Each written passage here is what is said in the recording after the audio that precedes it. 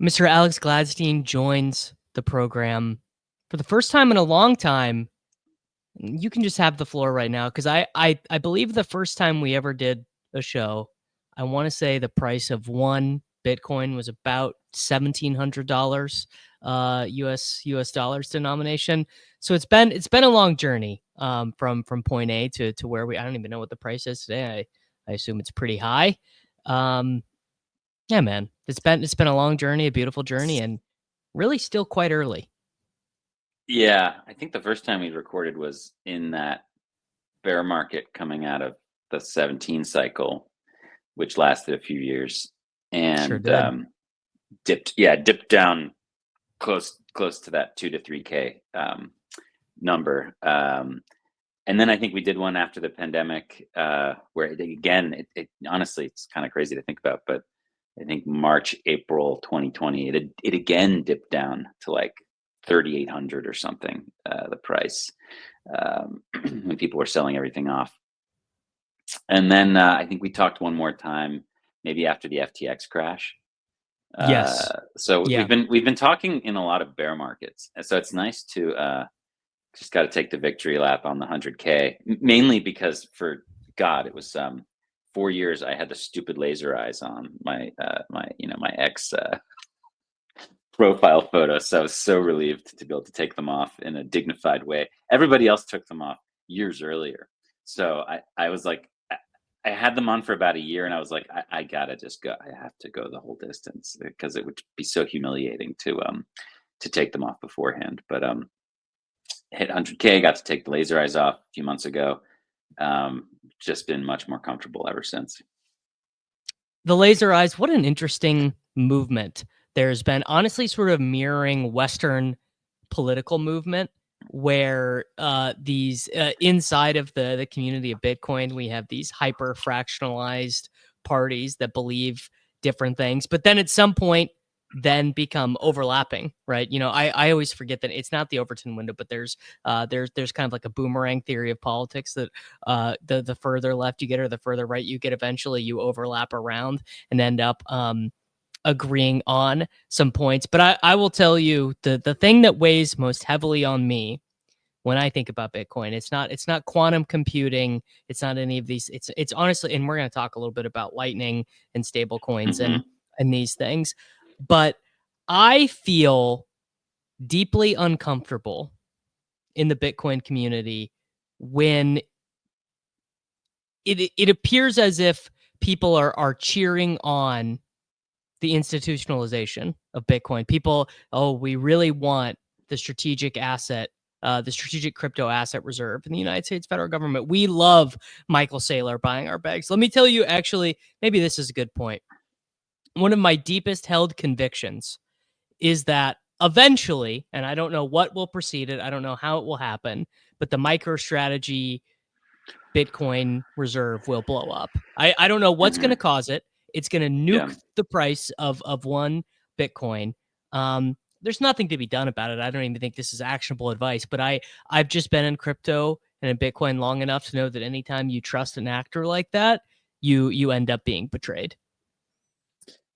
Yeah. So let's see where to begin. There's a few things I want to talk about, but just to wrap on the laser eyes thing, what's interesting is the Yes. culture in the internet, right? So you had internet culture, then you had essentially a small group of people cluster around Bitcoin back during the sort of Silk Road days. A lot of like Hmm. libertarians, people doing dark market stuff. Uh, by the way, free shout out, free Ross. I'm very happy to Yes. see Ross free, um, and that's a chapter that is now beginning. I don't think you've seen the end of Ross, but for people that maybe aren't sold on like Ross and why he should have been freed or what was going on with him, he just did a talk, not the one at the Bitcoin conference. He did a talk at I think some sort of Freedom Fest, and it's all about his time in prison, and it's very intense and really worth watching. Really, really well done. So maybe check out one of Ross Ulbricht's talks. But then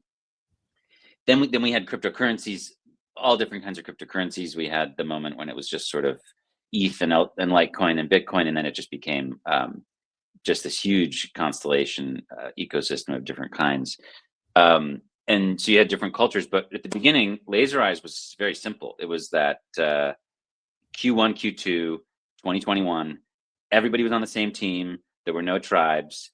Bitcoin had just gone from 10K to 40K. Elon had just bought Bitcoin for the first time. Pre-politics, Yeah. Elon. They bought $1 billion worth. It was February, March, and people were like Laser Eyes to 50K. And it wasn't tribal. It wasn't Bitcoin only. It was across the entire ecosystem. People were just like, oh, we're going to put Laser Eyes on. You had senators doing it. You had CEOs of big crypto exchanges doing it. You had a lot of sports stars doing it. It was a very wide thing. And then, the bear market just kind of it evolved for years, and people, it gets tough, man. People get salty, they get down, they doubt themselves. Yeah. We went from that really hopeful moment to the end of that year, which was catastrophic with FTX and all the paper Bitcoin claims. And what ended up happening is only, Laser Eyes became later associated essentially with Saylor and kind of his acolytes and a few other people, because he was one of the only people who, I guess, kept them.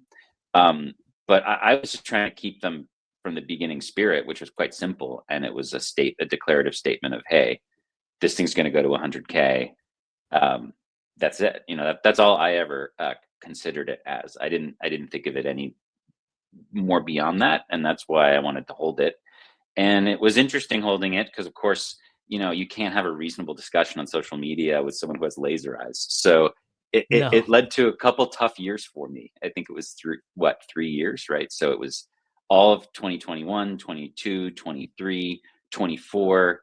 Finally, I guess it was like at the very end of 24, early 25, I got to take them off. But it was like basically an entire college era, duration of time. But now we're in a different era.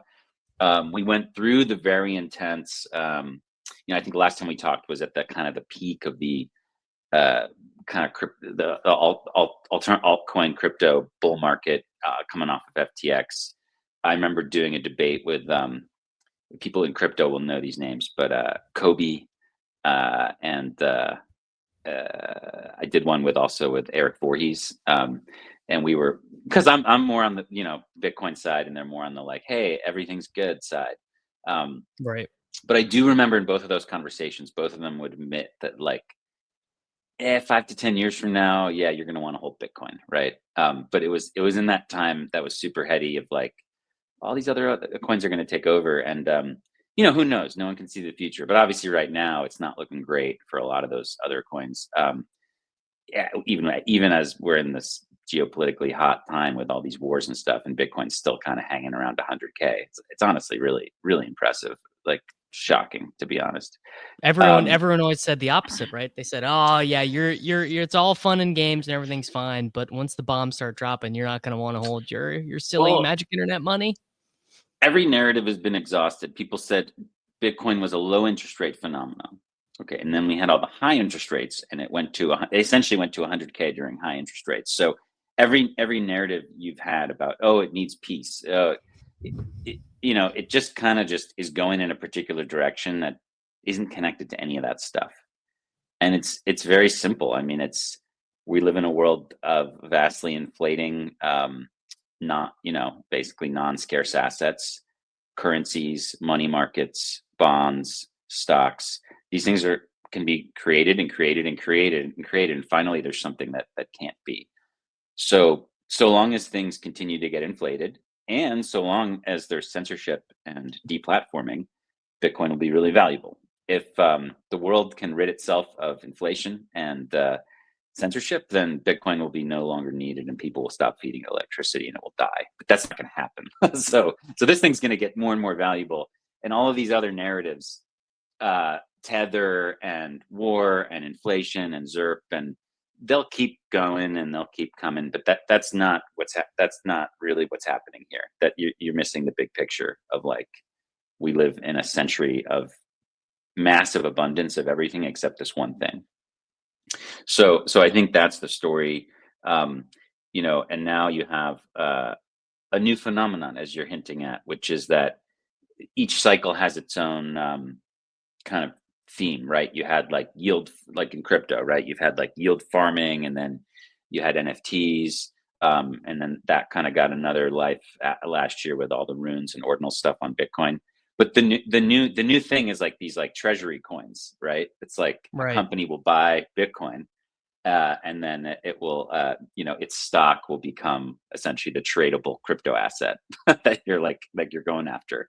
So you've got this hotel company in Japan that bought a lot of Bitcoin and is now worth more than like Galaxy or whatever. It's crazy. So I think you and I would agree that there's something unsettling about it, and it feels like it can't possibly be real. Like it's got to collapse at some point. And maybe that is the next big bubble. I'm not sure. I mean, the cost basis for everything except for MicroStrategy, which I think their cost basis is around 70K now, which is Right. kind of high, kind of high. Yeah, relatively speaking, it is. Everybody else's cost basis is north of 95K. So we'll see about this. That said, I do think that eventually Bitcoin will be on the balance sheet of every company in the world, and it may even be Absolutely. not, if not a majority position, because at the end of the day, Bitcoin is a commodity, and it doesn't pay interest. It doesn't do certain things. I think it'll be a big part of everybody's portfolio, whether it be a family, a town, a municipality, a small government, a large government, a corporation, a small business, doesn't matter. So I think what you're seeing now is the beginning of that. So I wouldn't say it's like fraudulent or doomed to fail, but like I do agree that there's going to be a rocky road along the way.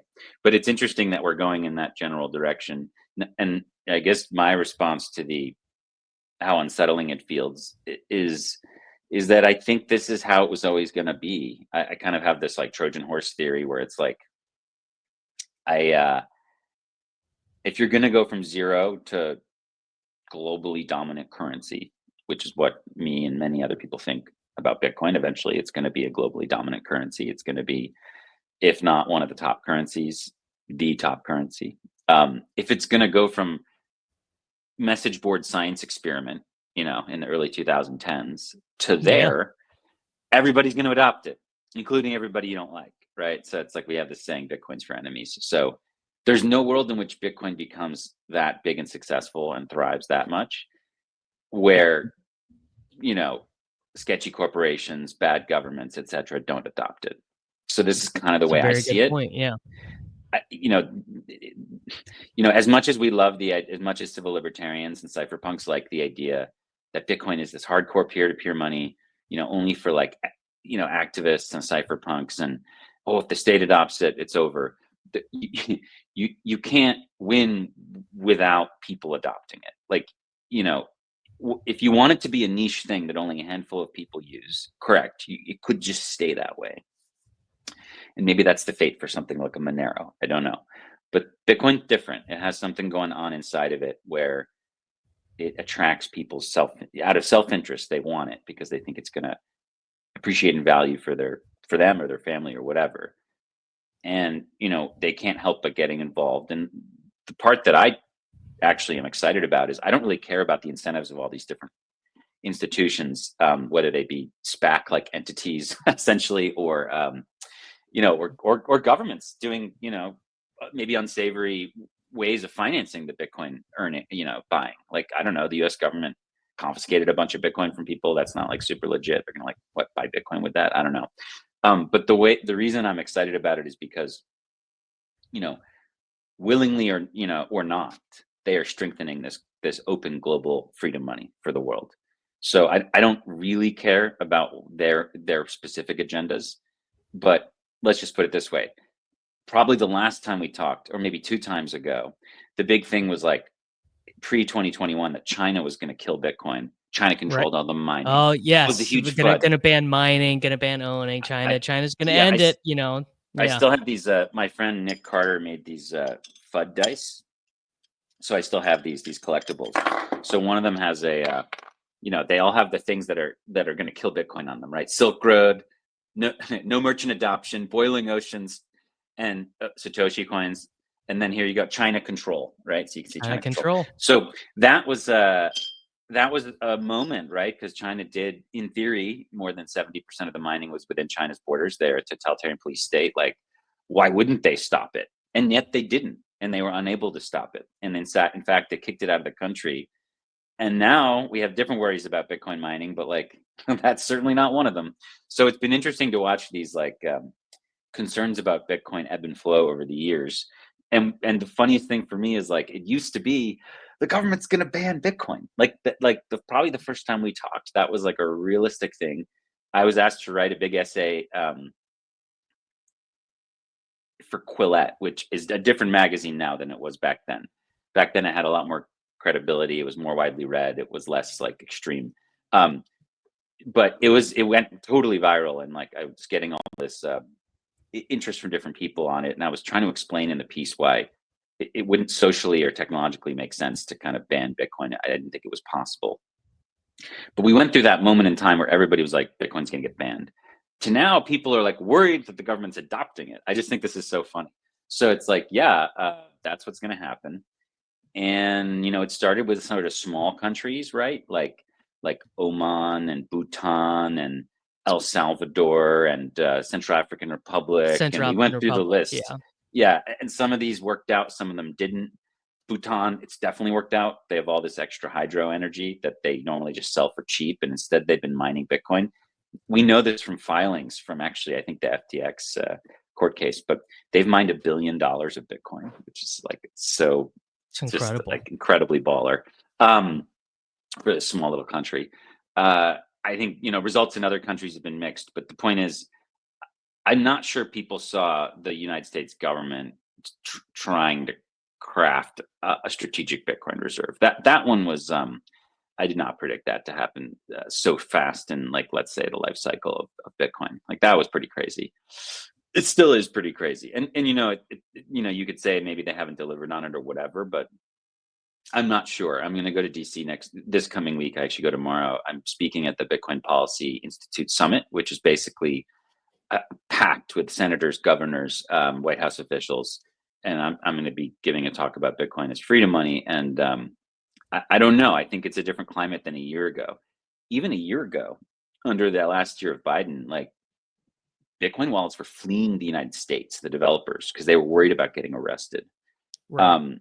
Thankfully, those people are now coming back. So like Phoenix Wallet's a popular Lightning wallet. They fled, and it was dark. I was like worried for a lot of the things that we do, even at the Human Rights Foundation with Bitcoin. And now I'm just like not worried about that anymore. So that's a good evolution, I think, in what we do. And again, I just think all of this like adoption by the government, Wall Street is inevitable if you think Bitcoin's going to succeed. The most important thing is, because I've gotten into debates with folks. I did one with Ben Hunt, who writes Epsilon Theory, maybe 3-4 years ago. And his theory is like, he's like, Wall Street's going to co-opt and corrupt Bitcoin.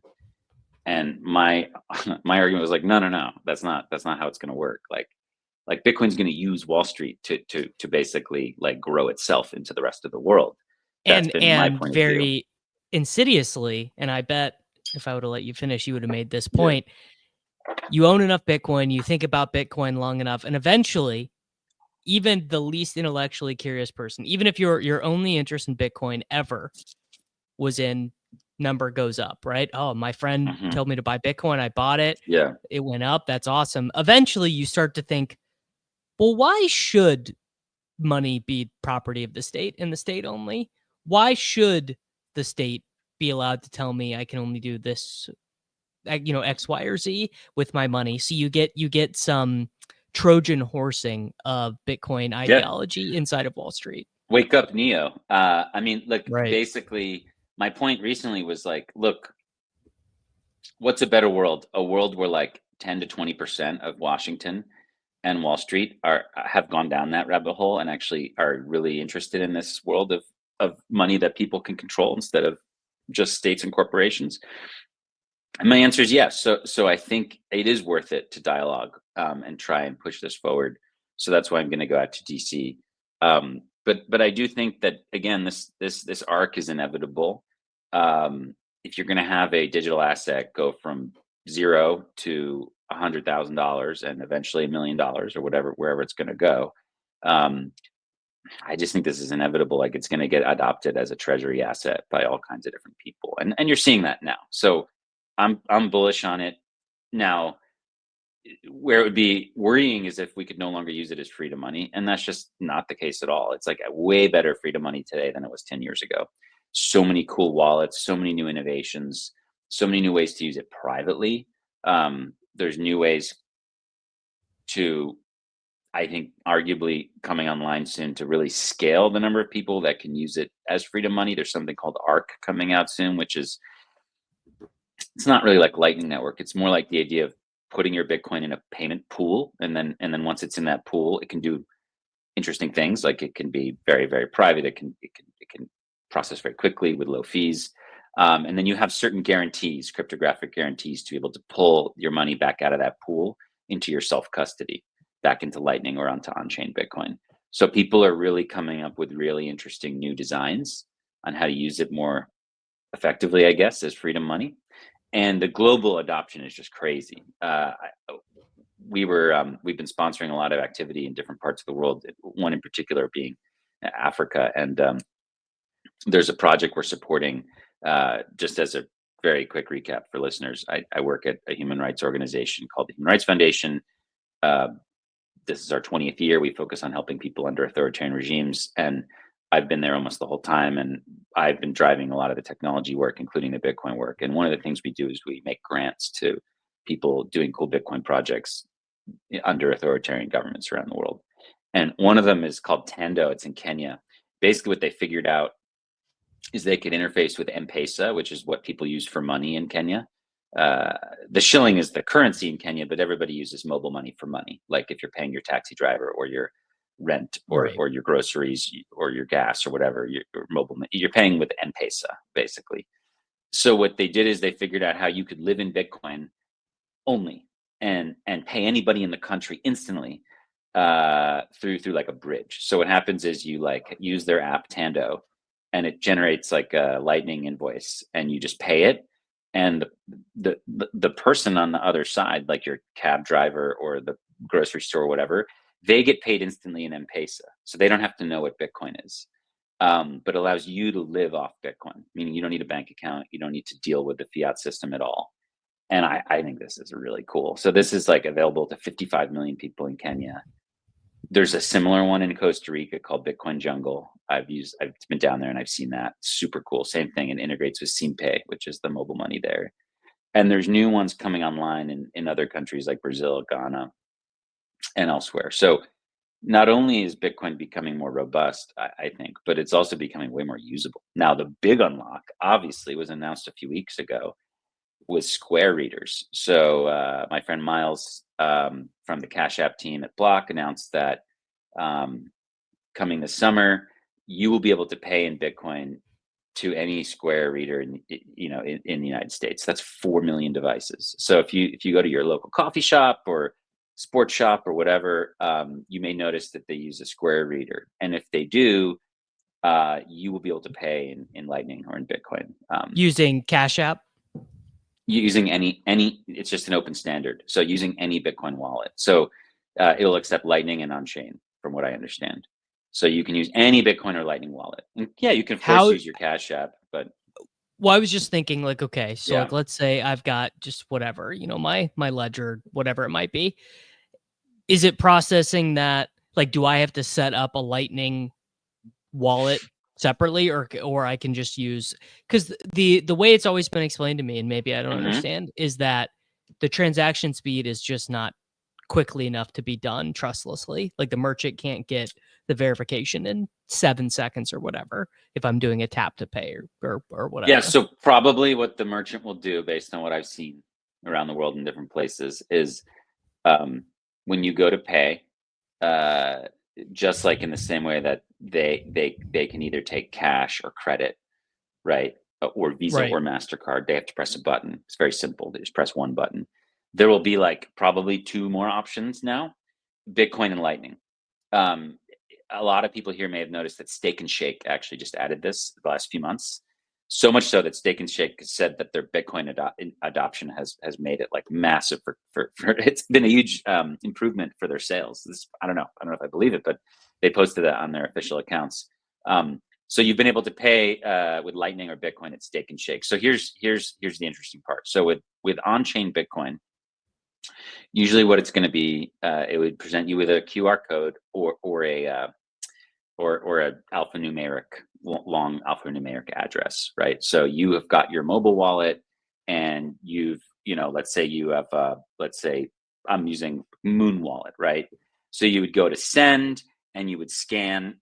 The merchant has a QR now on their little reader, right? In the same way that they would present it to you to tap to pay with credit card, and you would just scan the QR and you would send it. Now with on-chain Bitcoin, you're right, it's not ideal. You have to wait some time for a final confirmation.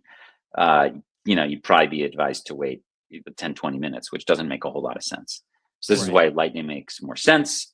You would boot up the Lightning invoice, and I would just pay it, and it immediately is done. So it's done, it's final settlement, and you can move along with your life.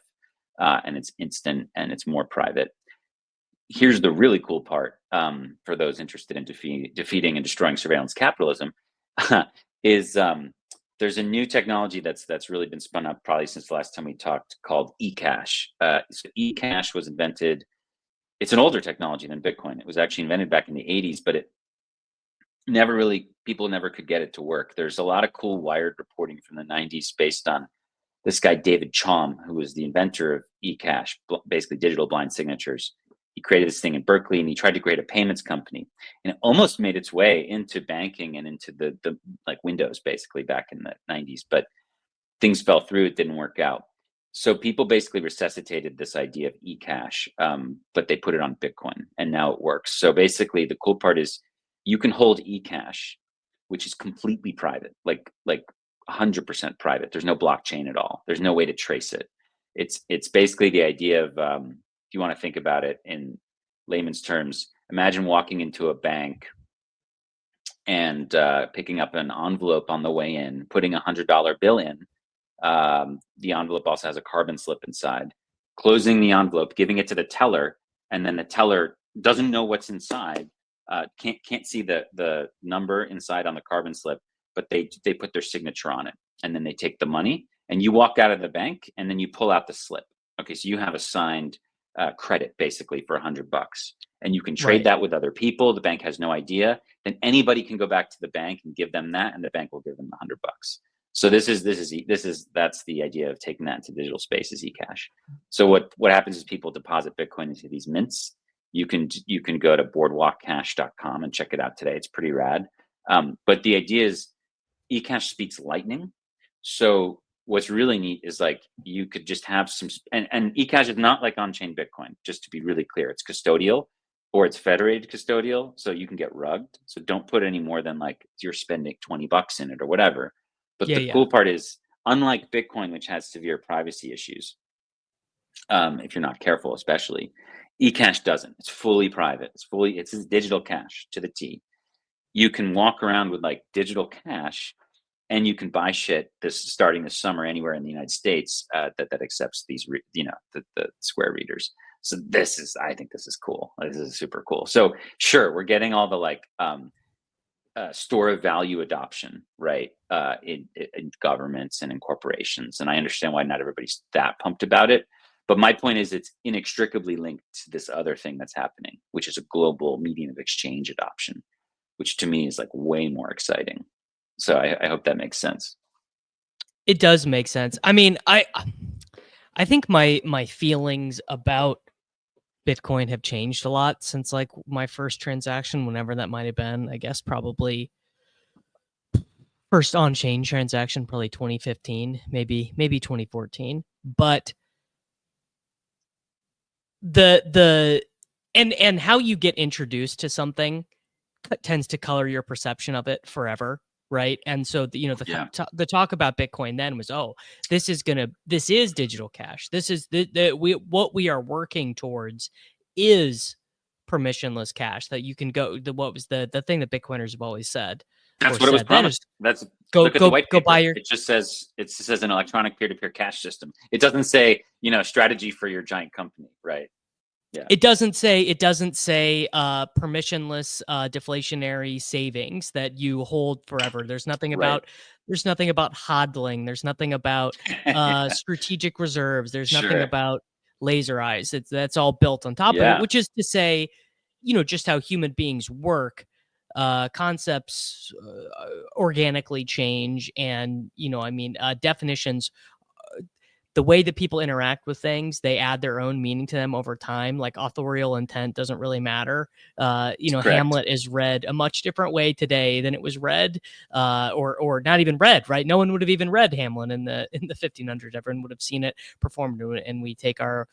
It's actually just very funny. I saw a performance of Hamlet the other day, and the guy really went all in on the Freudian interpretation of all of it, Yeah. and just kind of got me thinking Well, about to that. your point, But like Bitcoin Satoshi's vision was a huge scam perpetrated by Craig Wright. Another thing that happened since the last time we talked. Thankfully, yes, Craig Wright got sued. He lost, and he can no longer be a predator on Bitcoin developers. But yeah, I like that. Now we can officially say everybody is Satoshi except for Craig Wright, which is so awesome.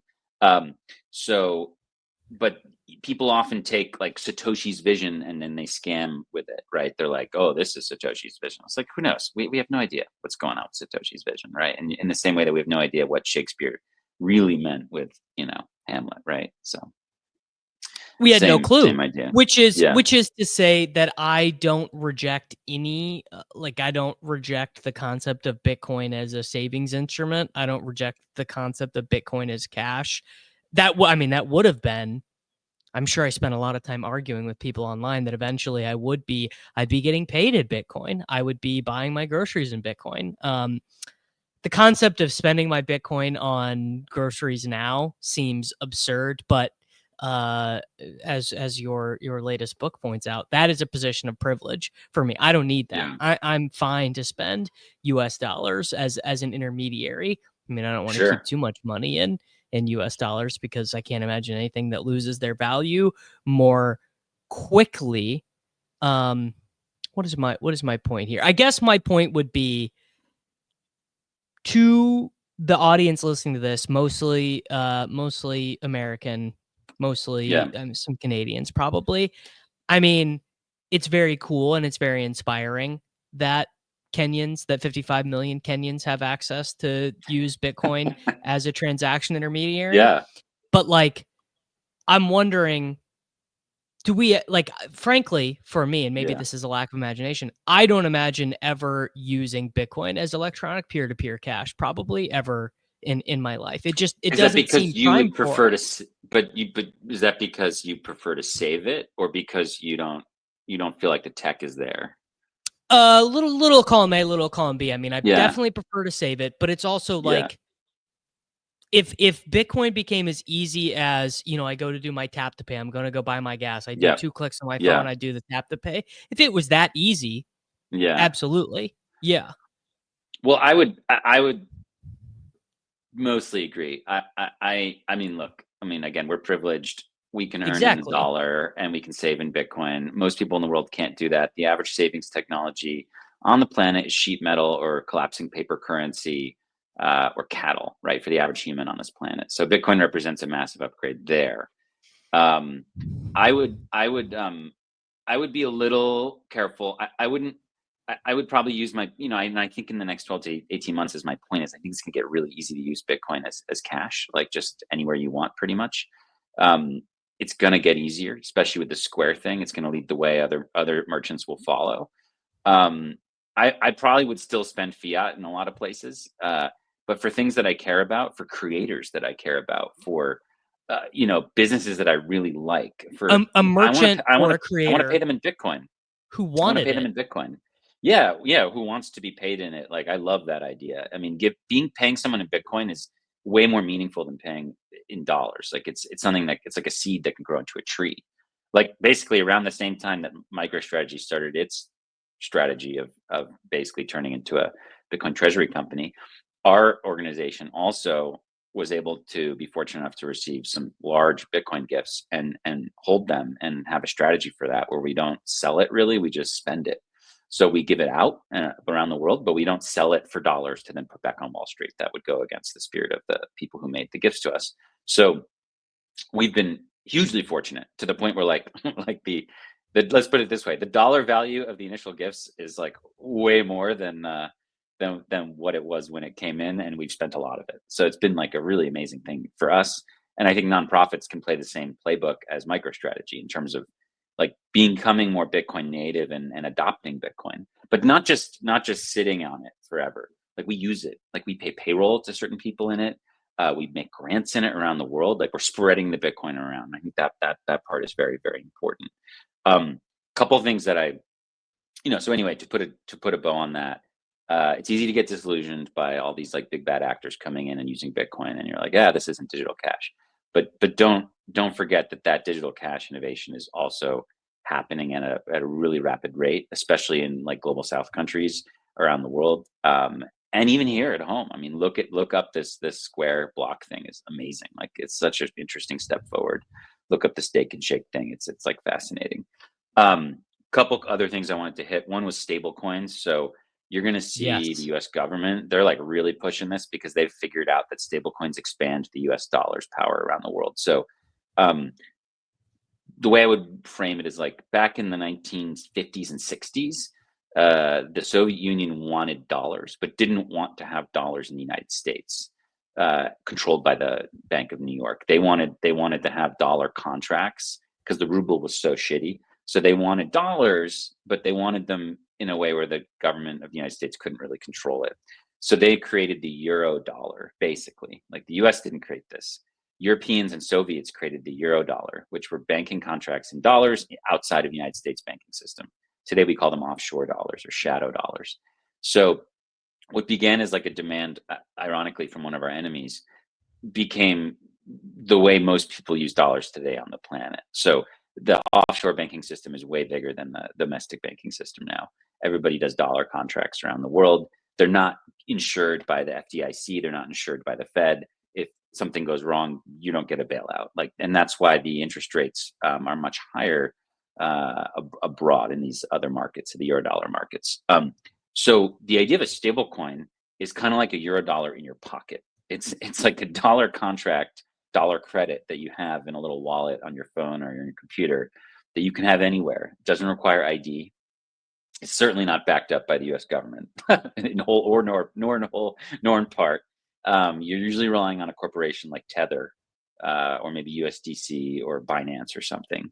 But these things are super, super widespread around the world. There's hundreds of billions of dollars of them all around the world, and they're only getting bigger. I wouldn't be shocked to see the total value of them cross $1 trillion in the next 2 years. And there's something interesting going on where like, what do the stablecoin issuers do? Well, they take the money that you give them to mint stablecoins and they buy US treasuries. So they've become, I think, a top 5 global buyer of US debt, which is really crazy. So they used to be worried, and they used to be like, the idea was like Tether was going to get arrested by the US or whatever. The Tether guy is now in the US.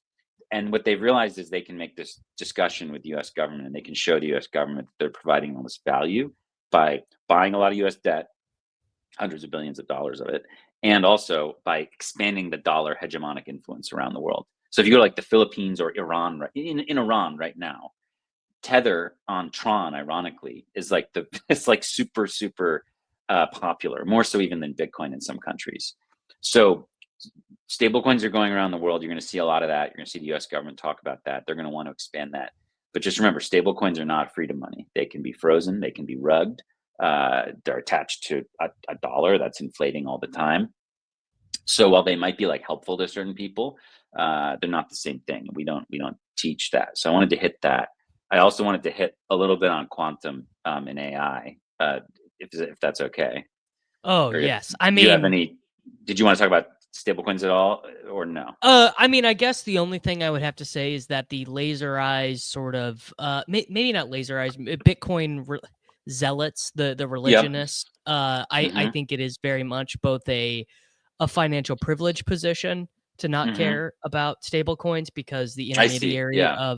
of spending. It's just like, yeah, man. Like, there might be reasons that like an immigrant would rather send No. You stable have to coins admit their back home. utility. you You have to have admit to. the utility, and it means that obviously Bitcoin wasn't the only crypto asset ever invented. All I'm pointing out is that like it's just because they're useful doesn't mean they are freedom money. Like you have to kind of For differentiate sure. these things. They are expanding the power of the US government. So like one thing I'm going to say in DC next week is like, look, it's not like Bitcoin or nothing. Um, but Bitcoin is the thing that's separating money from state, and it is creating this alternative global economy. Crypto, I think best thought of as of its most useful output, which is stable coins, and it's the largest part of crypto really at this point. It's actually doing the opposite. So it's a very interesting moment in time where like the most productive non-Bitcoin cryptocurrency are stable coins, and their direct outcome is actually expanding state power around the world. So it's an interesting thing to think about. You know what I mean? It is interesting to think about. I mean, I guess I also wouldn't take the hard line position that like all state power is bad in the world. No, no, I'm no, not certainly not. a crypto anarchist or whatever. There are now. Do I now like obviously do I wish that state powers, particularly in the Western world, like acted more responsibly and altruistically, and of course all of these things. Yes, but and also it's like kind of everything in life there's trade-offs, right? There's nothing that Yeah. exists without trade-offs, and I would say the trade-offs of stable coins, I would argue right now, are balanced more towards the good or at least neutral than the bad. Well, I would agree, but like the left wing, Elizabeth Warren folks, they hate stable coins because they don't want they don't like to see any sort of power go into the private sector at all. I'm torn here, and this is where I like when I debated Eric Voorhees or whatever. He's a super libertarian guy. I'm more progressive. I was like, I don't know about this Wild West thing. Like a lot of libertarian cryptocurrency people, they just want like free reign to just make tokens and dump them on people and have no penalty. Yep. And I'm just Yep. like not on board for that. That's not what I signed up for. Like I like Bitcoin because it's freedom money, it gives people property rights. We can do what we want with it. But Bitcoin doesn't have this magic button where you can just make a bunch of it and like get a cheap deal on it and then sell it to other people and then like basically dump the bags. Like that is not a Bitcoin thing. That's a crypto thing. And I'm certainly not hopeful that I don't hope that we live in a country where like people can just do crypto crime all the time. I hope there's effective enforcement mechanisms against theft and the destruction of property rights. That would separate me, I think, a lot from a lot of the folks lobbying in Washington for like essentially free reign over crypto markets. Does that make sense? 100%. I mean, I think a lot of the crypto lobbyists, again, have a similarly unrealistic worldview to the Elizabeth Warrens of the world, where like Yeah. they think that these societies would like their envisioned society would work better than the society that they live in now, right? The freedom world that a lot of these like very right wing people imagine, not that appealing to me Well, personally, but even right? but even if you take the value of Bitcoin and like, okay, it is going to return some power to individuals at the expense of the corporation and the state. Like that's a different discussion than fart coin. Like these are Yes. not, and that's why I hate the term crypto because it conflates things that aren't the same. Like stable coins and Bitcoin are really interesting and have a lot of huge real world use case. Fartcoin does not. So it's like crypto puts them all in the same bucket, and it just seems silly to me to like go to Washington and say, "Hey, I'm lobbying for crypto." It's like, what does that even mean? Are you lobbying for Fartcoin or not? It's like so. The term I just feel like is outdated and too broad, which is No, why. I agree. It makes me miserable. The Yeah, Solana, the meme coins and yeah. everything, Just like say just say the crypto F you mean. Like, just is when someone yeah, says crypto, just ask them, well, which one do you mean? Did you mean Solana? Great, let's talk about Solana. Like, but right. like you can't. The term is too wide. So I'm all for specificity. So we just supported a Cornell project that looks at adoption of Bitcoin and stablecoins around the world. And it's really amazing. It's coming out soon, and it's like it's going to show a lot more adoption than people think. Like this is not some fad on the internet. Like there's hundreds of millions of people using these things globally. This is not going to zero. So, but we wanted to be hyper specific about Bitcoin and stable coins, not we're not talking about gambling or whatever, or trading, or these are Yeah, just the two things we're looking at. you're not gonna find me lobbying for Solana or meme coins Yeah, or well, Ethereum or any of it's these just, things. it's like penny stocks are fine. And that the other thing is Yeah, I've I never mean, been I own some Solana because great. it's fun to gamble on things, but I'm not gonna ever tell anyone else to buy it. Well, I've always been torn about what do you do about some of these more egregious coins, and it's like, okay, fine, maybe the government, has power to go in there and arrest these people. I'm not going to necessarily oppose that, but I do think the best solution is education. Like, you're never going to get rid of bubbles and scams. They'll be with us to the end of Never. time, no matter what kind of money we have. The most important thing is educating people. So that's why I think it's just like making sure people know what Bitcoin is and how to use it is like very, very, that's like very high EV. Like 10 years from now, we'll be like, you should have done that. Quickly on Quantum, what's becoming clear now is that uh, there are a handful. When I say a handful, actually, a lot of early address types in Bitcoin, including the Satoshi coins. It's probably more than this, but let's just call it about 1 million Bitcoin, might be more, that are going to get swept at some point. So what I mean by that is that eventually quantum computers uh, will be able to move those coins. Now, the good news is most Bitcoin is sort of safe from that. They're in newer address formats, and it's not going to be quite as possible to do that. But like if you have a known public key in one of these early address formats from the beginning of Bitcoin, um, it's pretty much going to get swept, almost guaranteed, at some point in the next 10 years. We don't know when. So there's a debate in Bitcoin over like, what do we do? Do we just like let it ride and like bring those coins back into the economy?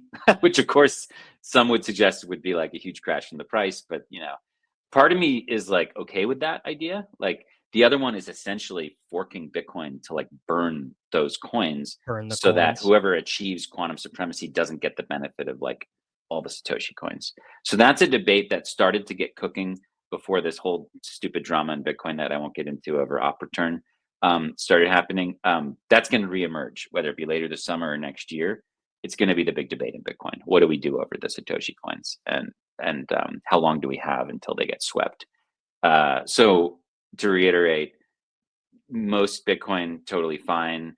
There's going to be new quantum even resistant address formats, all sorts of things. But there are some early coins that are going to move at some point, and that's going to be very interesting. So it's one thing I wanted to point out. Why is Yeah, that like an absolute lock? Like what is what is that function? Is it just like they're just not secure enough? The passwords were not, or the seed phrases were not strong enough to, like what, I just don't understand. yeah. So it has to be a known public key. Like so, if it's a public key that was never published or transmitted, it's still safe. But if it's a known public key, a quantum adversary eventually will be able to take that public key and deduce the private key from it, just very simply. Whereas it won't be able to do that for newer address formats. So it's a Okay. very old address format that was only used in like the first few years of Bitcoin. Yeah. But it basically means, and this is why some people think that Bitcoin itself was like almost like a, what's the right word? Like a bounty for quantum computing.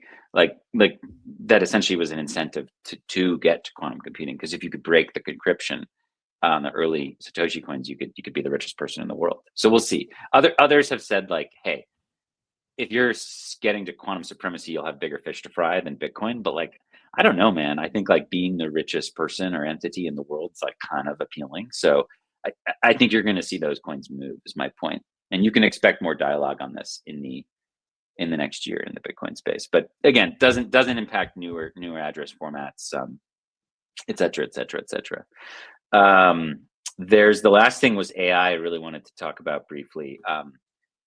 In the same way that we got really excited for activists to harness Bitcoin as freedom money and empower themselves and be able to transmit even if someone wants to freeze their bank account, and save even when someone wants to inflate their savings, and transact even when the government says no. Like that's now possible, and that's super exciting, and that's because of open source software.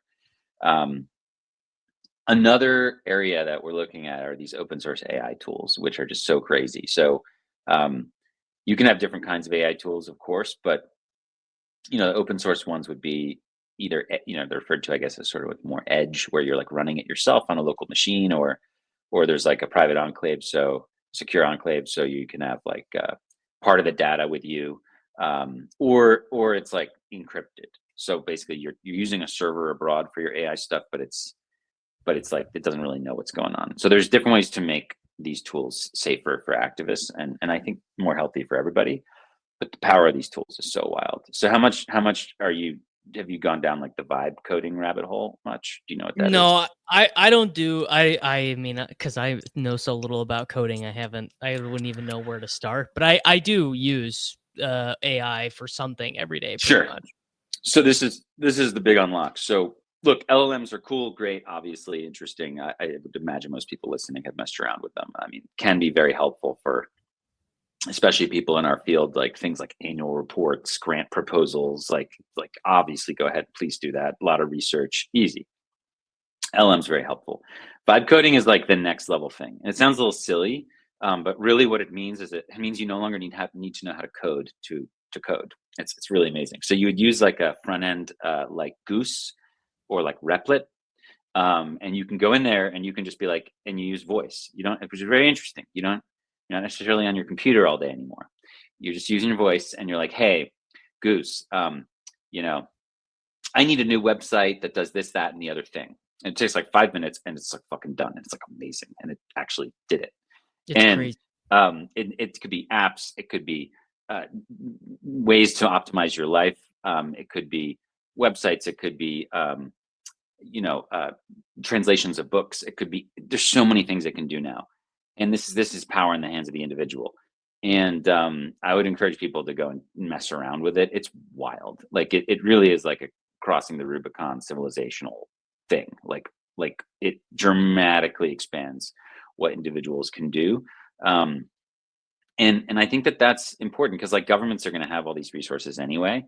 it's it's kind of like encryption or private messaging or even Bitcoin. Like, sure, governments can find ways to like move value and do secrets and stuff like that, and they have resources to be able to make a website faster or whatever.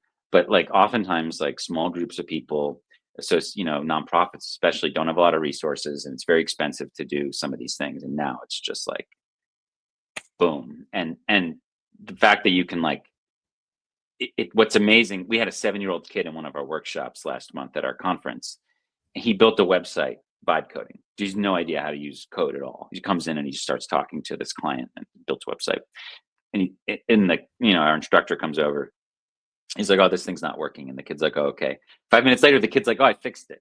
Because like you I can fixed it. tell, you speak into the thing and you say, hey, this isn't working, please fix it. You don't even have to like deduce it. The thing will just start to think about what it is, and fix it. So I saw this done live in front of a group of about 50 people by someone who was basically, Jack Dorsey did it in front of a group of activists for us. It was amazing. And Jack spends 3 hours a day vibe coding. That's what he told me, 3 hours a day. So this is the single most important thing, arguably for him, is like, how can we unlock and harness this thing? So I say that as like a compliment to the Bitcoin stuff. Like we're learning how to empower ourselves in different ways now with this stuff. But the vibe coding thing is going to be a lot of fun. I mean, I could see it impacting a lot of the work of, especially someone like you as a creator. Like, dude, you're going to be able to build so many interesting tools that It's I like mean, unbelievable how much removing the intermediary of needing to pay someone to build something, which is like, man, there are a lot of trade-offs I there. That's mean, like not great. Like some jobs are going to get absolutely vaporized by LLMs, but in other ways, like it's some of going to it improve depends on them. the AI stuff, the API permissions. But like, like for 100%. example, like I'm staring at all this stuff here, so it's like Underdog. Okay, so like, I know you guys already have some tools for this, but it could be like, hi, I need a tool now that puts my rankings into this thing right now. And it's just like, you don't have to hire a program to do that anymore. You can do it yourself with Replit Yes. today. It's like fucking crazy. So it's like really interesting. So I foresee a lot of people starting to mess around with that. And look, there's going to be big implications there, right? It's like, it's worrying on the job market, right? Because if you have a services job where you're kind of a mid-level employee, I mean, you're going to have to learn how to use this stuff to become more competitive. But like, um, very, very top level people are going to be prized because you need taste and creativity to operate these machines, right? You need taste. Let me tell you. You need taste, baby. Yeah. You could have the greatest AI tool on earth, but if you, and I see it, I mean, I already see the AI stuff everywhere, all Right. over in Yeah, football and Bitcoin, exactly. everywhere. Yeah. If you don't have taste, it doesn't matter if you are the Doesn't greatest matter. genius prompter of all time. Your stuff is going to fall flat on Well, its face.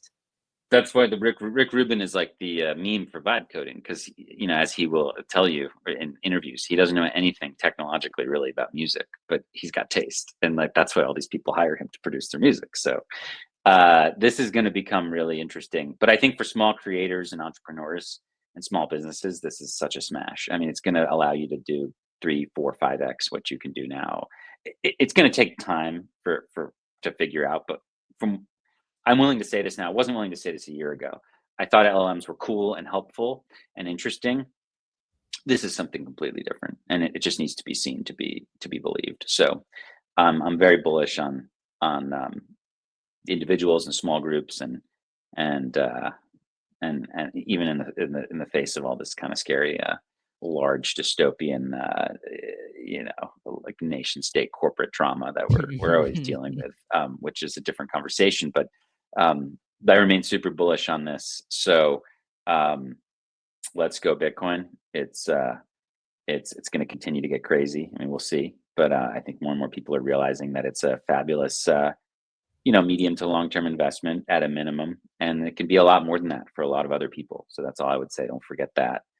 And then a lot of these other open source tools are going to be really interesting. Something that a friend of mine pointed out, which was interesting, is I think we think of our hyper digitized world as something that's going to kind of rob us of a lot of our humanity, basically, right? But think about two things. A, it's almost a lock, because I have like young kids, right? It's like their tests and exams are definitely going to be paper and pen. There's no way that that Yes. you're going to be a teacher. So we're Well, going back to it that. better be. It better It be, better or be. I'm No, I deeply like. Well, I worried won't about send them. society. I'm not sending them. I'm not sending to a school where it's not. Like they have to be. It has to go back to analog testing. It's impossible now. One thing was when I was a kid, and then when you were a kid, we had calculators, right? We weren't even at, like, I had a candy bar phone in high school, but like it didn't do anything. So the calculator gave you an advantage, right? If you had a fancy one, so those weren't allowed. Then of course, next generation, put your phone in the box, or like you can't have it during the test or whatever. But now with the AI stuff and all the voice stuff, it's like it just can't be. So you're not taking a take-home test. Sorry, like every kid's going to use an LLM. Are you kidding? Of course we all would have used them in high school. It's just like, would we have used Uber? Yeah. So it's like I think that we're going back to analog in many ways, which is really interesting. And then the AI agent, the assistant thing, like think, Iron Man, Tony Stark, and his assistant, like it's all voice. So dialogue is very important to humanity, right? So I think the voice dialogue thing, pulling us away from the computers and the screens, is a thing, could be a thing. So I'm actually really curious to see where this goes. But I mean, there's a world maybe in the future where there's actually a lot more analog stuff, and we're using our brains just as much, and we're using our dialogue just as much, and maybe we aren't being robbed of our humanity so much. So I'm trying to be bullish on that, if that makes any sense. I think that's a great thing to be bullish on. Being bullish on the newest trend, the new biggest thing in a way that can actually make our society and our world better, as opposed to being a doomer, is a great perspective to have, and No, and one that I think and just most to be people, clear, I was a doomer. We like to be Bayesian, right? Like I gotta was change. totally in on the Peter Thiel quote of like Bitcoin is, or cryptocurrency, Bitcoin's libertarian, AI is communist. I really thought AI was only going to help big regimes control people. And then a year and a half ago, I had to change my mind. And especially 6 months ago, I'm like, oh my God, these tools are going to radically empower individuals and small groups and small businesses in a way that I just didn't think was possible before. So, you got to keep an open mind. You absolutely have to keep an open mind. So with that, we have the Bitcoin program at the Human Rights Foundation, which is doing very well. And now we launched the AI program. So we're going to be doing this. We're going to be doing monthly, like, live streams with our creators, and they're just going to be like basically picking stuff out of hats from activists. Oh, we need this, we need that, and then they're just going to vibe code in front of you. So we're going to have that going, which is really, really fun. So we're despite all the craziness out there, I truly think we're entering into an age where we can have a huge outsized impact on the world around us. You have to be excited about that, despite all the Middle East madness, right? So well,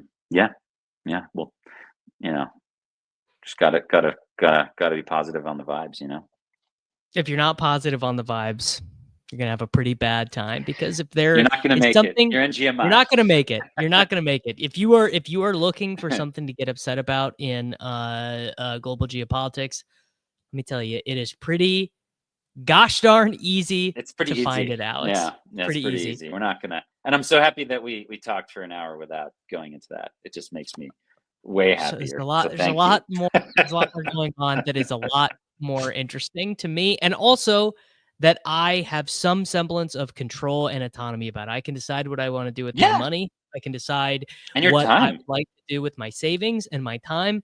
And global geopolitics can't influence it one way or the other. Oh, I do have to shit on the Trump coin stuff, though. That's all disgraceful. So literally disgraceful. Literally, and by the way, and all his handlers, by the way, who let him get away with this. Well, all his handlers who push the Bitcoin, get him to the Bitcoin conference, right? Who and then let that you happen. With the Trump coin.